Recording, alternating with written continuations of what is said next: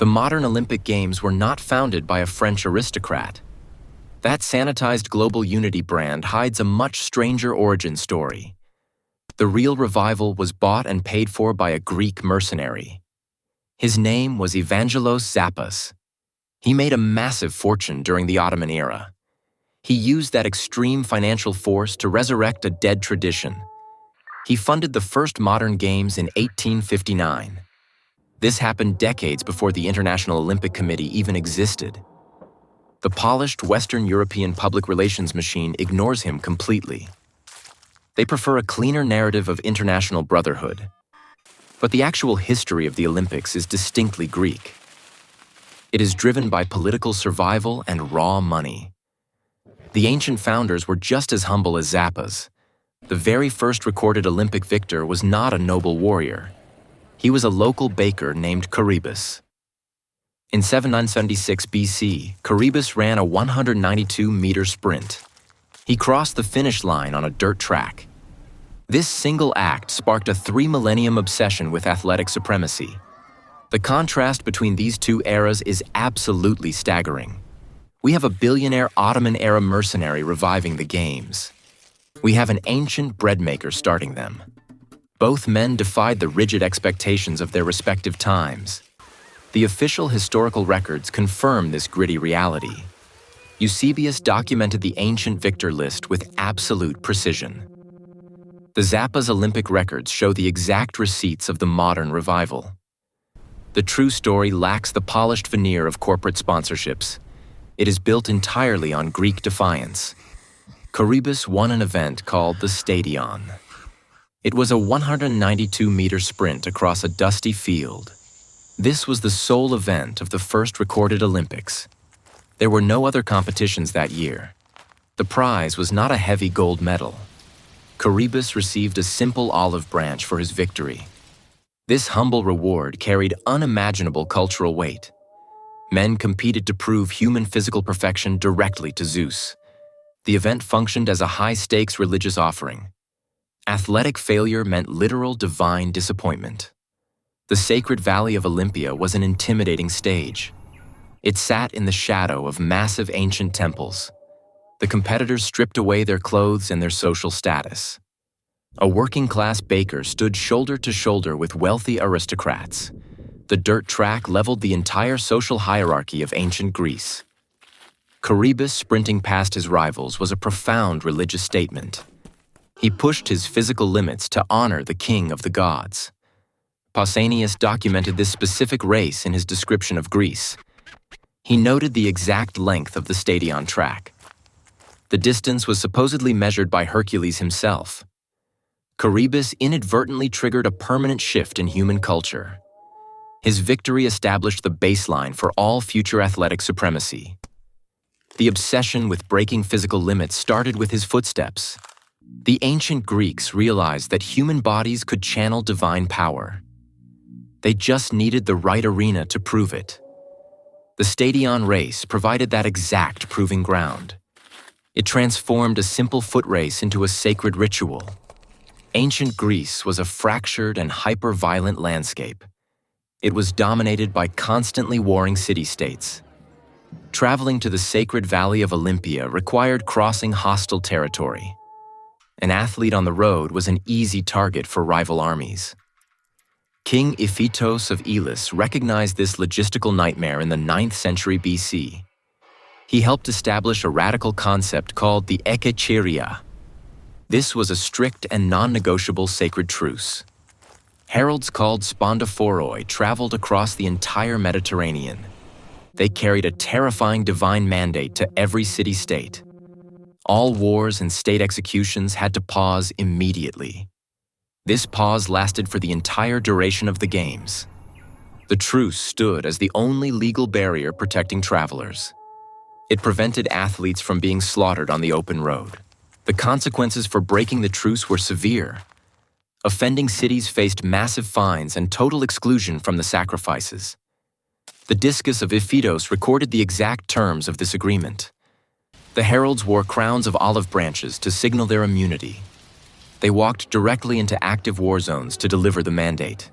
Armies literally dropped their weapons at the sound of the proclamation. The visual reality of this truce was absolutely staggering. Rival Spartan and Athenian generals gathered in the dirt stadium. These men were actively trying to kill each other weeks prior. Now they sat side by side under penalty of divine wrath. They watched their citizens compete in the brutal summer heat. The tension inside the stadium must have been suffocating. Enemies glared at each other across the dusty arena. They were forbidden from drawing a single blade. The Olympic truce forced a temporary halt to endless bloodshed.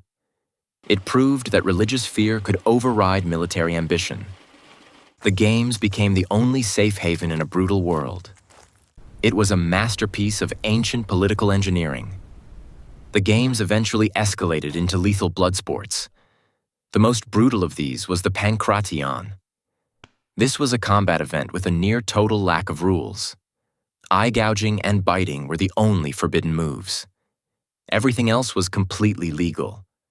Athletes routinely faced death in the arena. Surrendering carried a permanent and unbearable social humiliation. Defending champions often viewed death as a preferable outcome. They would rather die than raise a finger in defeat.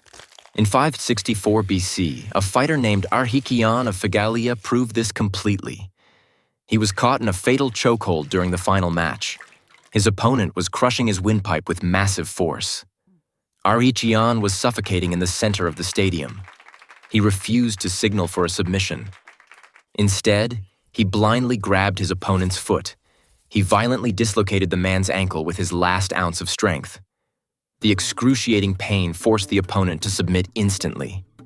But the sudden movement snapped Arhikion's neck. He died exactly as he won the championship.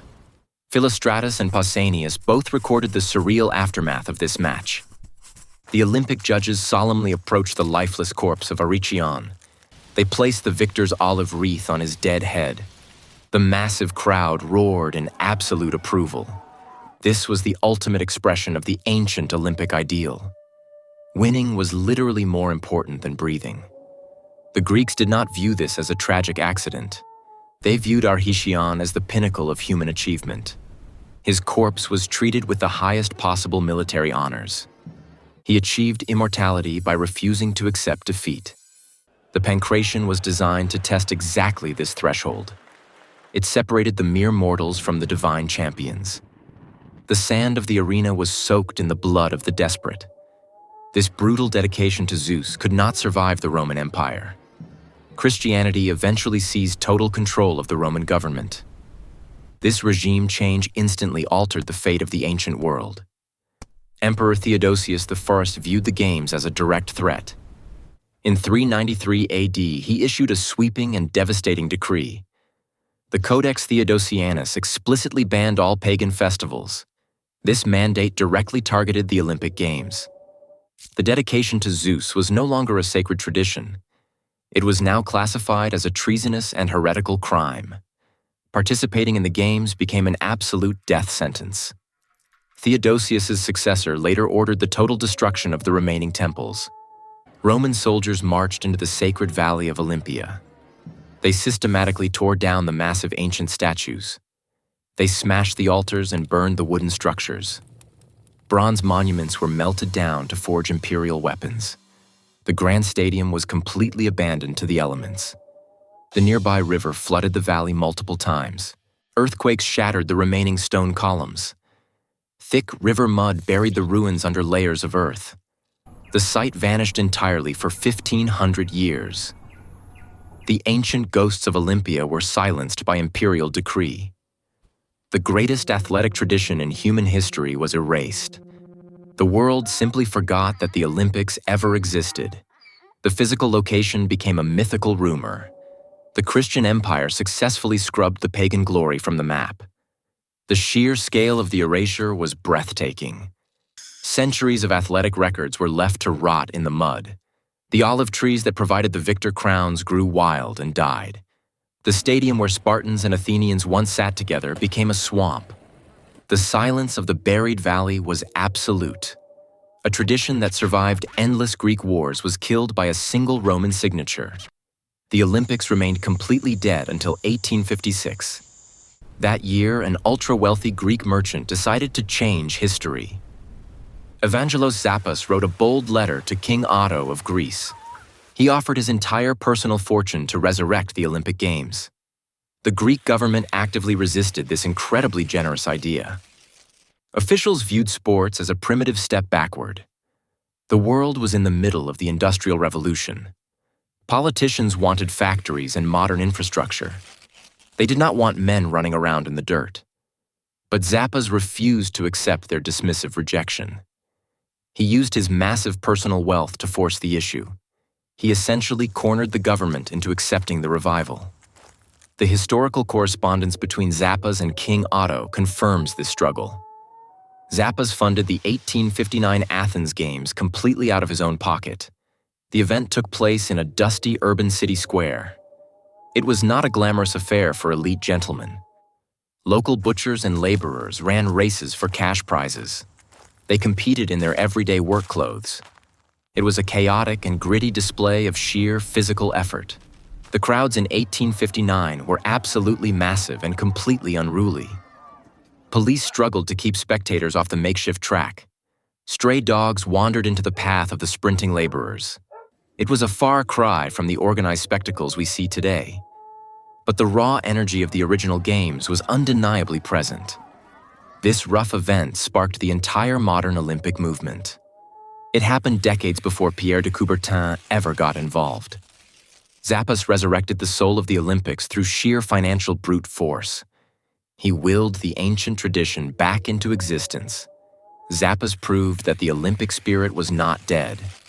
It just needed a massive injection of private capital.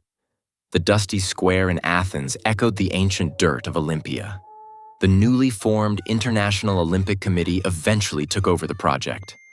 They planned to host the first official modern Olympics in 1896. But they immediately ran into a catastrophic problem. The organizing committee completely ran out of money. The 1896 Games were on the verge of total cancellation. The Greek government was practically bankrupt at the time. The dream of a global athletic festival was rapidly collapsing. Then another Greek businessman stepped in to save it entirely. George Averoff watched the impending failure with absolute disgust. He decided to execute a massive last-minute financial bailout. Averoff donated an unbelievable 920,000 gold drachmas to the cause. He demanded that the ancient Panathenaic Stadium be completely rebuilt. He insisted on using solid white marble for the entire structure. The 1896 Olympic Organizing Committee financial records detail this exorbitant expense. Averoff single-handedly saved the event from failing before it even began. The sheer scale of the marble reconstruction defied all modern engineering timelines. Workers carved and placed thousands of stone blocks in record time. The stadium was a monument to modern Greek resilience. The visual result of his donation was absolutely staggering. The blinding white marble of the restored stadium dominated the Athens skyline. It opened to a massive, screaming crowd of 80,000 people. The ancient ghosts of Olympia had finally returned in physical form. The athletes walked into an arena built by pure Greek patriotism. When the first runners took their marks, the massive crowd erupted. The extreme financial risk had paid off in spectacular fashion. The modern games were officially born in a palace of white stone. The financial brinkmanship behind the scenes was completely hidden from the cheering spectators. Greece invented the Olympic Games in the dirt of a sacred valley. They protected them with divine truces and lethal combat. Centuries later, they lost them to imperial religious decrees. Then they spent their own private fortunes to buy the tradition back. They dragged it from the brink of total extinction. The global spectacle we watch today is not a product of international cooperation.